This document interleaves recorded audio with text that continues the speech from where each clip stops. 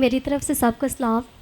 मेरी गवाही ये है कि मेरे हस्बैंड की जॉब जो है वो छूट चुकी थी। उन्होंने दुआ करवाई पास्टर जी से और पास्टर जी ने कहा परेशान नहीं होने आपने होना, वो आपको खुद आपके मालिक जॉब पे बुलाएंगे।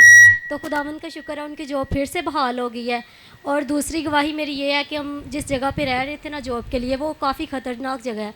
वहाँ पे काफ़ी ज़्यादा सांप वगैरह, और जहाँ वो जो उधर पहले गार्ड था उसकी वाइफ को ना सांप ने डस लिया है। तो आज तकरीबन 6-7 दिन हो गया उसकी वाइफ की डेथ हो चुकी है। तो काफ़ी ज़्यादा आंधी तूफ़ान आया, मैंने खुद ही दुआ की। मैंने पहले सिस्टर निदबिया को कॉल की लेकिन ना नंबर नहीं था मिल रहा, मौसम की वजह से सिग्नल प्रॉब्लम हो रही थी। तो मैंने खुद ही दुआ की, मैंने कहा खुदावंद मदद करना। और वहाँ की जो दीवार थी वो भी गिर गई थी। तो मैंने दुआ की, खुदावंद का शुक्र है एकदम से सारा तूफ़ान रुक गया। और खुदावंद का शुक्र है खुदावंद ने हमारी मदद की। ना इतने ज़्यादा वहाँ पर सांप है और खुदावंद ने वहाँ खुद उतर के खुदावंद के फरिश्तों ने हमारी मदद की, हमें कुछ नहीं हुआ। कोई सांप लिखा है, यीशु मसीह ने कहा कि मान लाने वाले के दरमियान ये तुम सांपों और बिच्छू को कुछ लोगे जी। तो खुदावंद का शुक्र है खुदा गालिब आओगे और तुम्हें कुछ जरर ना पहुंचेगी। सांप बिच्छू कुछ नहीं कह सकते। तो खुदावंद का शुक्र हम सब वहाँ पर महफूज रहे हैं। जोरदार तालीम जाए खुदा के जलाल के लिए। Thank you Jesus. मसीह में आप सबकी सलामती हो।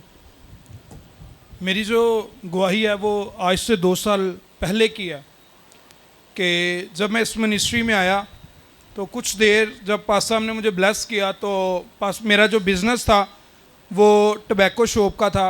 मैं यानी कि सिगरेट सेल करता था।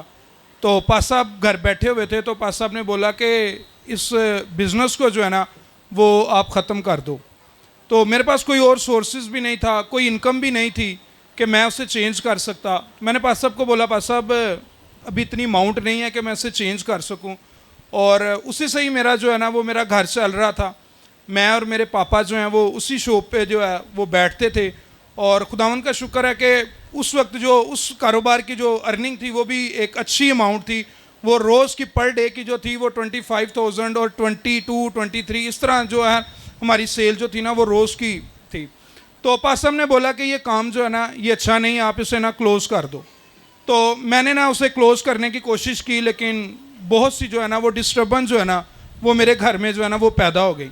तो मेरे पापा ने बोला कि हमारे पास सोर्सेज नहीं है, हम कहाँ से खाएंगे और क्या करेंगे। तो मैंने कहा पास साहब ने बोला है तो मैंने इसे ख़त्म कर देना, अब कुछ भी हो। उन्होंने कहा कि नहीं करना। मैंने कहा नहीं, मैंने कर देना है। बहरहाल मैंने उसको बिज़नेस को जो है ना वो सिगरेट जो मैं सेल करता था मैंने उसे ना छोड़ दिया, मैंने उसे टोटली जो है ना वो ख़त्म कर दिया।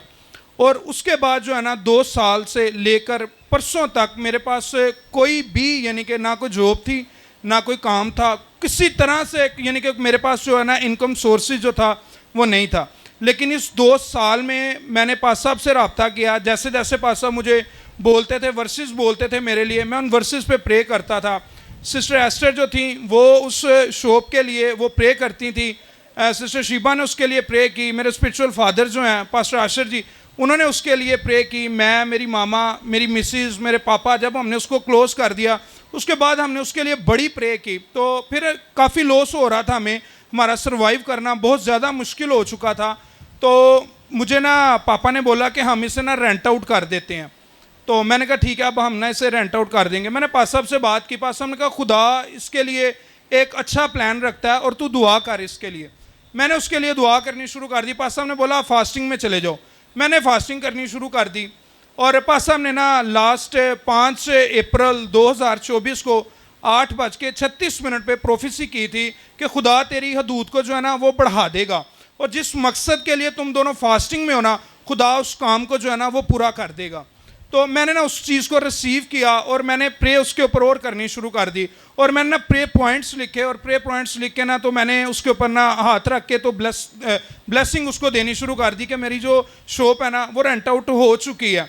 तो मुझे पास साहब ने बोला कि ऐसे ना बोलो, खुदा तुम्हारे लिए ना एक अच्छा प्लान जो है ना वो करता है। मैंने कहा ठीक है। तो उसके बाद ना एक बिज़नेस जो है वो हमें मिला, बरकत टूर एंड टूरिज़म का।